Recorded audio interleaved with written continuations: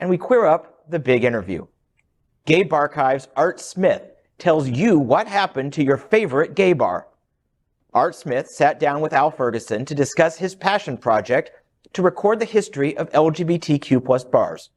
Smith is a well-known journalist and publisher and has successfully documented more than 3,000 gay bars from our past and concluded over 100 interviews, preserving the memories under this project. He was with us to talk about the importance of the GayBarchives project and the work being done under this initiative, including his Wilton Manors video project. Getting ready to hear an exciting journey of a fellow community member who is striving to keep LGBTQ+ stories alive by acknowledging the essential part of the LGBTQ+ culture, bars. Well, we're getting ready to do a very interesting interview because I have an opportunity to talk about gay culture and especially our nightlife and our bars. Joining us tonight at Queer News Tonight is Art Smith, a journalist and publisher. He has a website and a Facebook page that I follow quite closely called GayBarchives.com, and it focuses on the history of our social community and the LGBTQ community. Joining us at Queer News Tonight is Art Smith. Art, thanks for being with us. Oh, thanks for having me.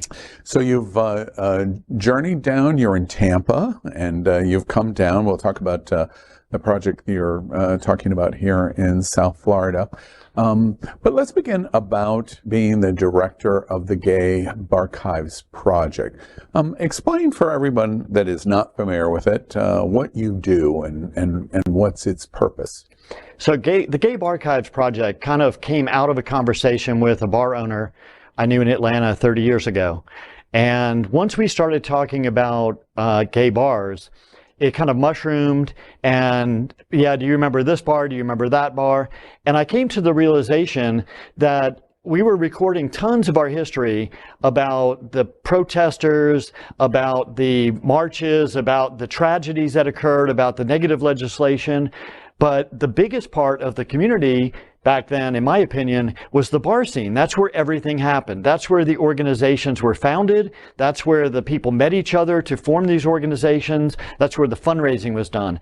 And I said, nobody seems to be doing this. You can't find information about these bars. So I decided to take it upon myself to do that. Yeah, it's interesting to me because in kind of a tongue-in-cheek way, the Black community and the civil rights movement is documented by the Selma Bridge or churches, a Black church, etc., and the civil rights movement is documented in it. But because of rejection of church, principally, in the 60s and the 70s and the 80s and really even till today, bars were so important to our civil rights movement. And of course, the most famous in the world is Stonewall. It is. And our church is the Stonewall Inn in New York, which is why it's now a national memorial and the National Parks Visitor Center is going. Your project documents this civil rights movement in our gay bars, and your program has documented, I read, more than 3,000 gay bars. Yes. And mostly gay bars from the past that are no longer here. Yes. Yeah. Tell us a little bit about that. How did you come across which ones are included? How do you find them? What's the process of doing that? Well, as I'm sure you know, having your long history in the gay community and in journalism, you know that once. Did you just call me old? No, because I think I'm actually older than you. Okay. But you know that once you start talking to one person, they have a connection. They say, well, you should also talk to person number two. And person number two says, well, yeah, but I got started because person number three. And so it becomes a big network. It kind of takes on an organic growth pattern. And that's a lot of what happened. Most of the information that I've been able to dig up required sleuthing. It mostly happened before Google, before the internet. So there are no archives to speak of that. And back then the newspapers, mainstream newspapers, did not document gay stories unless they were, really terrible. They were a big headline, whatever. So it was some kind of tragedy or some kind of riot. Right. And as I started connecting to all these different people, I started getting more and more information and digging further.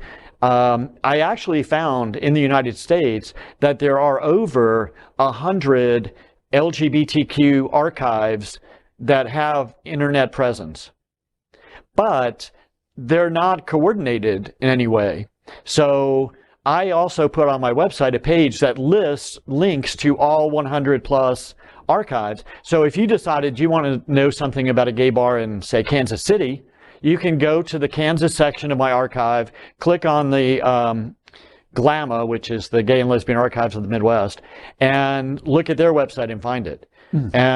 And I started putting all those pieces together. And then, of course, I also connected with some authors who are researching individual projects. Rick Carlin, who happens to live here in Fort Lauderdale, he just released a book of 1,001 gay places in Chicago, and he's working on one that has over 800 documented for South Florida.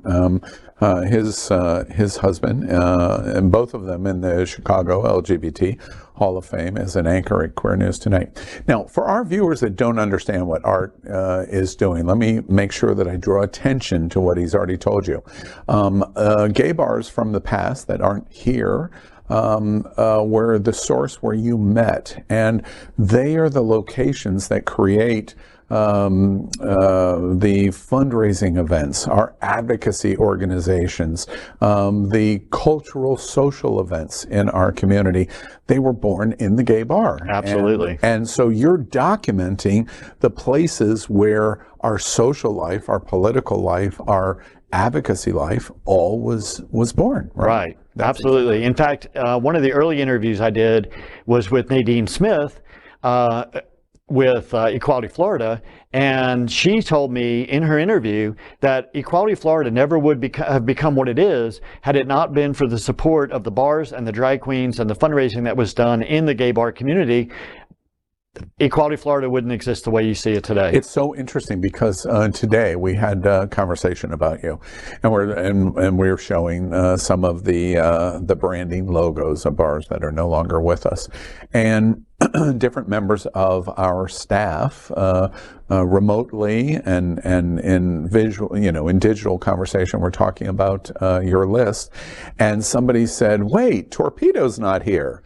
And it was like, really? Or the living room, or you 3,000, and you've missed. Oh, I know. A whole segment. And to me, what was interesting in the conversation, and I pointed that out to our staff that was saying it, is that's exactly what's so interesting about this. Because once you start the conversation, you find out, wait, even with 3,000 bars, we're missing so much of our history. Absolutely. And let's start to find it. One of the other things that was interesting to me of what you do is the interviews. You have more than 100 interviews. Tell us a little bit about that, what you do there and what you hope to accomplish. So I've done over 120 interviews.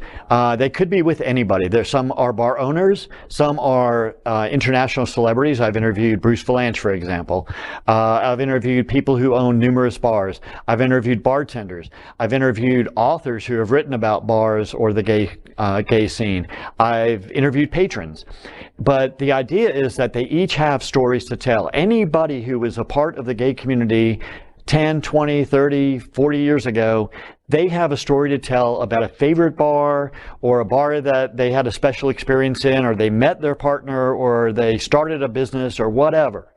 And so I got the idea that I would do first-person interviews with these people, mostly by Zoom, and catalog all this information. One of the people I actually knew in person from Atlanta was a gentleman by the name of Ted Binkley.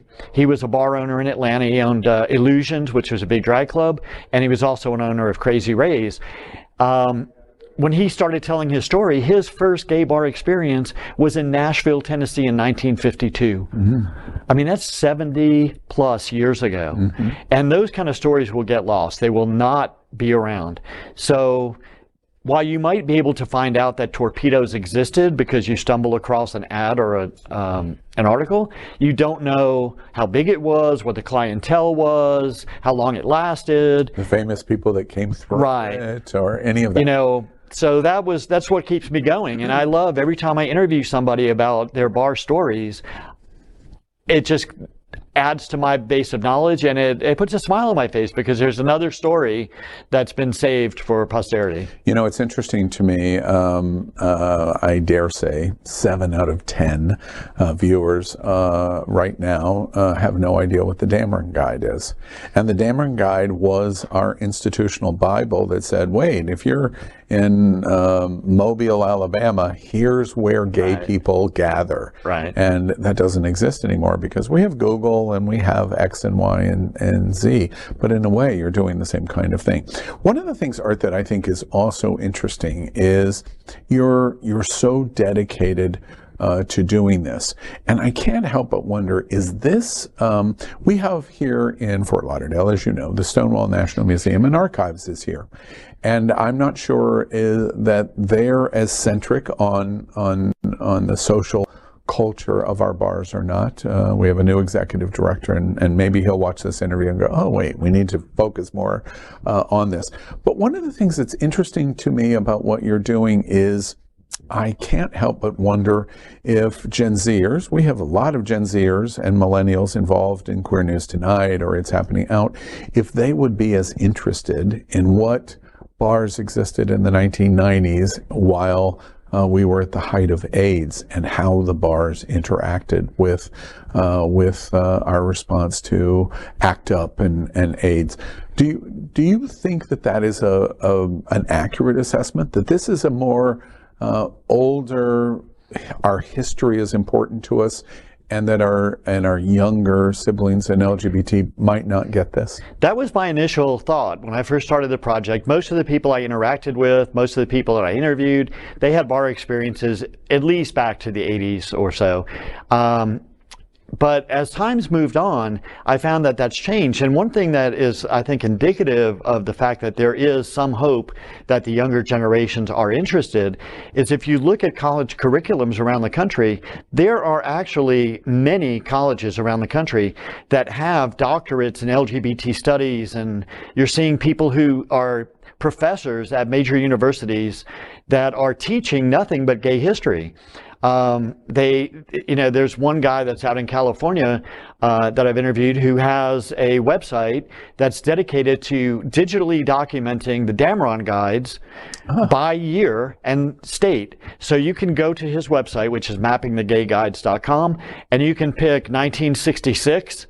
You can pick Alabama, and you can see every listing that was in Dameron's Guide, which, somebody obviously must want that, or he would not be doing it. Right. Same for GayBarchives. And to your point, I learned just this week, shockingly, that I didn't know it. The University of Miami has a student union program where they have a doctoral staff running the student union at the University of Miami, a private university. I have to make sure that that's clear. It's not public, so our governor doesn't have his hands in it.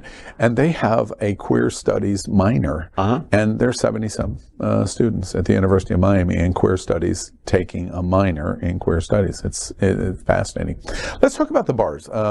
We, as I said, are showing some of the images of bars in the past, and I just want you to quickly zero in on some of the questions I want to ask.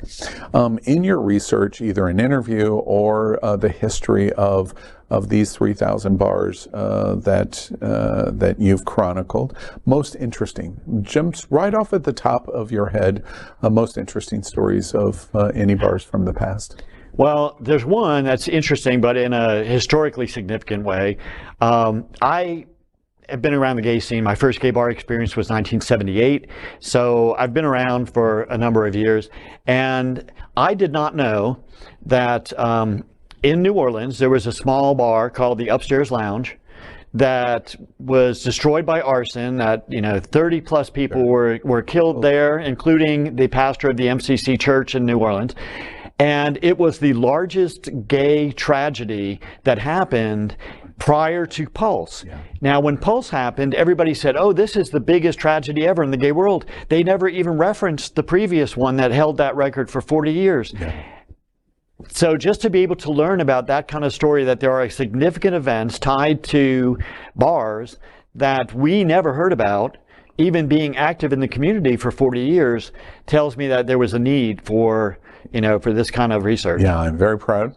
Queer News Tonight, we've told that story of the upstairs lounge, so I get a check, an A, from Art Smith in GayBarchives history. In terms of most interesting, tell me another story in terms of something that you just, wow, this just shocked me. It's so funny, or it's so gay, or whatever it might be. Well, I don't know. The funny stories don't always come out quite as blatantly as some of the other ones do. But one thing that kind of that I thought was interesting, and of course I lived through it, I knew it from personal experience. But in Atlanta in the 70s, there was a Limelight. And Limelight, owned by Peter Gation, had numerous bars around the country. Most of them were not specifically focused on gay bars. But I've interviewed several people that were affiliated with the Limelight in New York, which everybody knows about. And there are quite a number of stories about the random things that went on in Limelight, about the concept of, for instance, I interviewed Ernie Glam. He was the guy that ran around in the 6-foot-tall chicken suit at all the Limelight gay events, and became an icon on his own in the underground culture there. I had dinner here in Fort Lauderdale last year with Michael Fazzackerly, who was a guy that documented photographically that scene back in the in the 90s when it was happening, when nobody was taking pictures of club kids outside of a smoke-filled bar room. And they all had interesting stories to tell about Peter Gation, but unfortunately,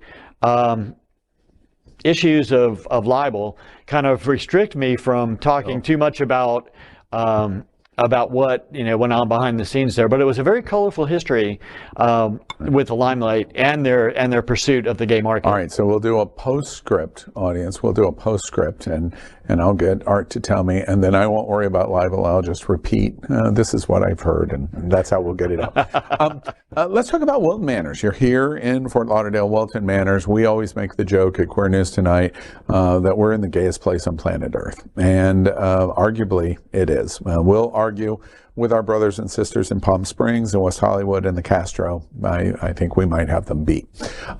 Tell us about why you're here, the Wilton Manors video project you're doing.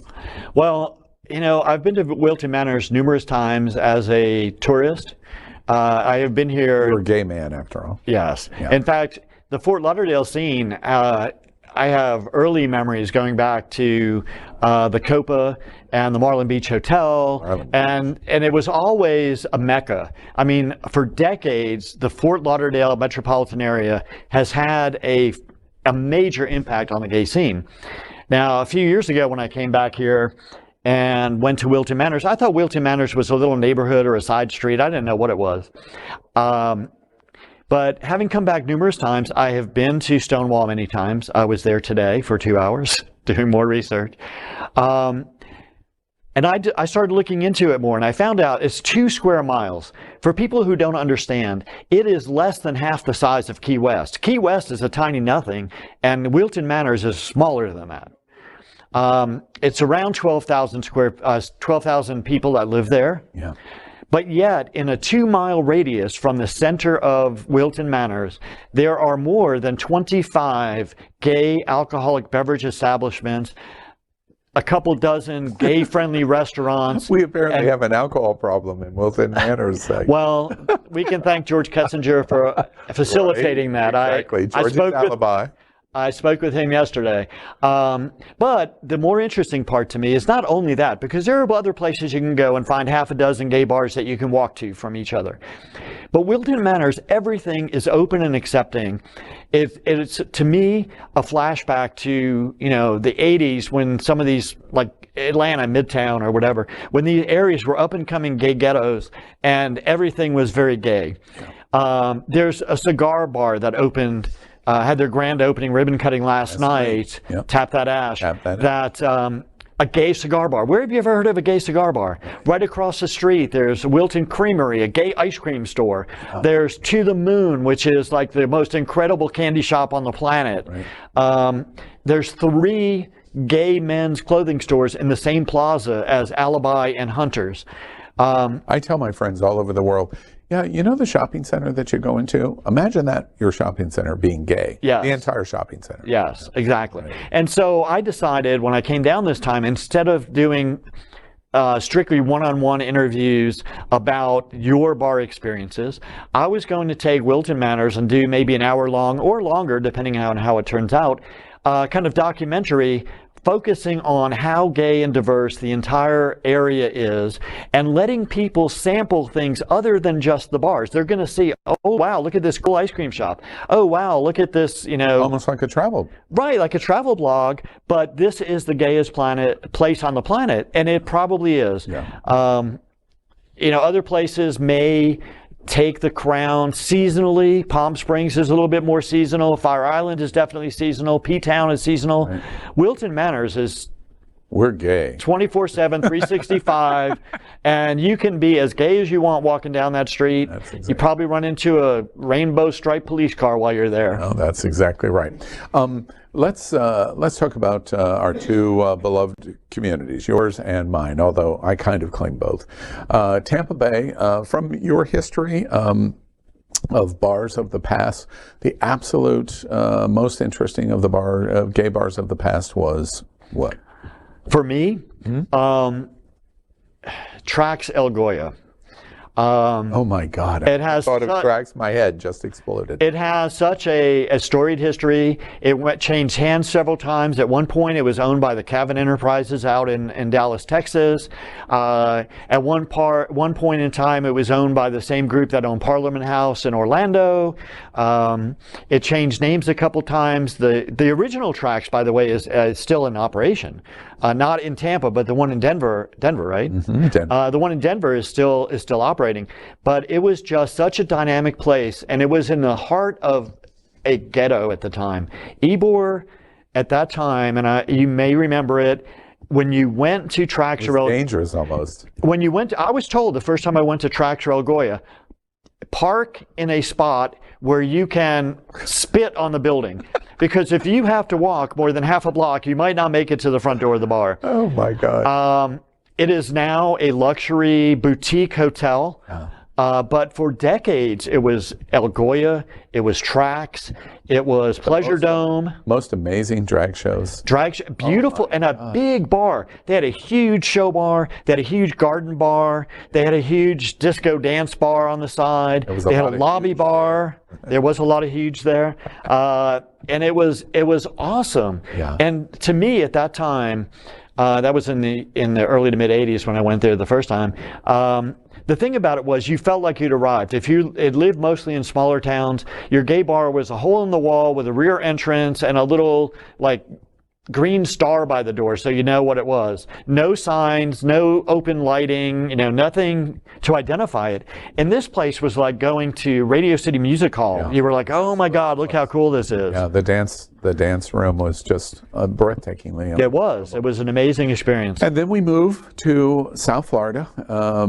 Best memory or best history research of bars of the past in South Florida, the absolute top would be? Well, the story that I like, and I wrote a little article about it for a digital gay magazine called Happening. I'm sure you're familiar with it. The Copa chain. I loved the Copa when I came down to the Copa in Fort Lauderdale. It was another example of an early bar that was huge and incredible light show, incredible sound, incredible talent. They brought people like Grace Jones and Madonna in there to perform. Madonna performed in Copa. Yes. RuPaul. Yes. Long before big.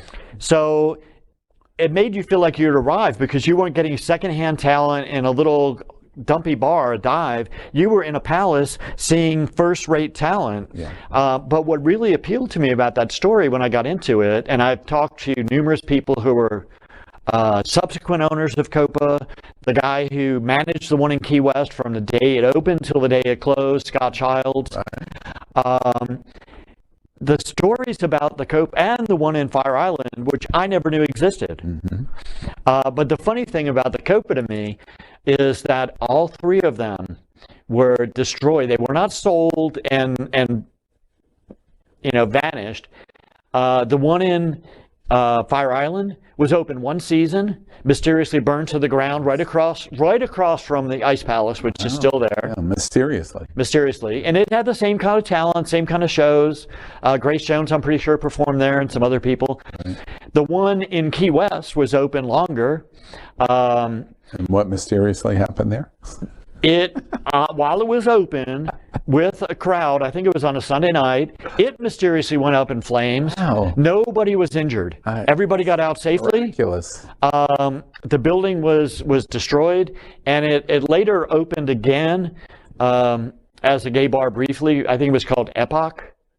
I don't remember that. And then the third one, which was really the first, right here in Fort Lauderdale, that one was open for what, 15, 20 years? Yeah. And mysteriously got blown away by a hurricane. I know, it's just... So, and on top of that, the guy who was behind all three of those locations, John Castelli, was a realtor who is one of the people who's responsible for bringing gays to Wilton Manors, and still to this day has a realty office right across from the heart of Wilton Manors on Wilton Drive.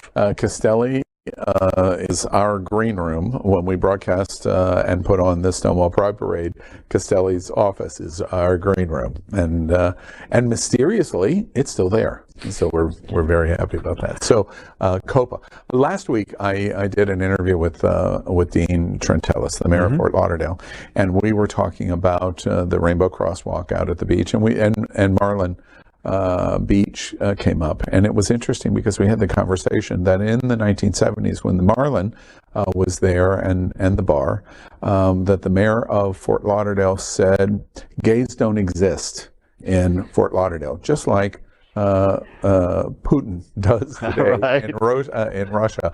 And today, the mayor of Fort Lauderdale is gay. So flowing out of the gay bars of the Marlin days in the 1970s. Art, I want to kind of wrap up to ask you about the gay bar experience. We've had a dramatic reduction. While we haven't talked much about the women, we're down to 27 bars in the United States for women. And gay bars aren't necessarily the kind of machine to create our civil rights and our social protests that it once was. Where are we going in America with gay bars? Well, I'm hoping, based on some of the ones... as I developed into this GayBarchives project, I got about a year and a half in, and I kept saying to myself, why did nobody document these bars when they were around? Why am I doing it 20, 30, 40, 50 years later? And then I slapped myself in the face, and I said, Art, you're not talking about the bars that are opening now. So I started looking at new bars as well, and I've interviewed several bar owners who have just recently opened brand new queer establishments. And I do want to clarify one thing, and I'm sure, Al, that you're aware of this because, we came up around the same time. To me, the word... Did you just call me old? No. I'm celebrating my 29th birthday this week. Good for you. So gay, to me, is the same exact thing as queer and LGBTQ. There was none of that back then. So, in any event, the new bars... the queer bars that are opening up, they have a little bit different take. Some of them have a family element to them where they're also opening a coffee shop or some family-friendly aspect of it that people can go to earlier in the day. They have a separate alcoholic beverage area where they do, maybe drag shows and things like that. But there's one, for example, in Washington, D.C. called As You Are Bar. It's opened up by two women who are partners, and they refer to it as a queer bar, and it is very open and accepting to everyone. And as they say, they don't care if you're gay, straight, or sideways, as long as you respect the patrons, everybody. If you're gay, you respect the straight patrons. If you're, trans, you respect the cisgender patrons. Everybody, just respect everybody else. We want everybody to be welcome here. And I'm hoping that's where the future, as we start to lose some of the purely what we would call gay identity, that is what the future brings us, is more places that are very open. Yeah. Art, we're going to have you back to Queer News tonight because we're going to have to talk about places, shockingly, here in South Florida how many LGBT have never heard of the Warsaw? Or Warsaw Ballroom. The Warsaw Ballroom, or we're getting to the point where how many will have never heard of the Parliament House. It's just shocking. Or Salvation. That was another one. There were so many in Miami. Yeah. Yeah, it's incredible. It's just incredible. So Art, people interested in the history, you're basically a history lesson that's a lot of fun. In history and interviews, getting to see these old logos, learning about them. Best way to learn more about what you're doing, how should they do that? Well, of course, my website, GayBarchives.com. On the homepage of my website, I have links to all of our social media accounts. They are all at GayBarchives. Yeah. So whether it's Twitter, Instagram, Pinterest, Facebook, at GayBarchives, YouTube. All my videos are on YouTube as well, so there's 120 segments on there. They're all on my website. And I have a Facebook group, which is also called GayBarchives. We have about 5,600 active members who constantly are posting remarks and questions. Do you remember this bar? Did you ever go there? I met my ex at this bar. Right. And people just interact, and that's how we learn about a lot of this stuff too. Yeah, it's a great history lesson. I highly encourage you to go and do it. It gives you a glimpse of our past. Wherever you're listening to us, Art has focused on one of the more than 3,000 bars that are associated with this history lesson, and a big, gigantic percentage of them right here in Florida.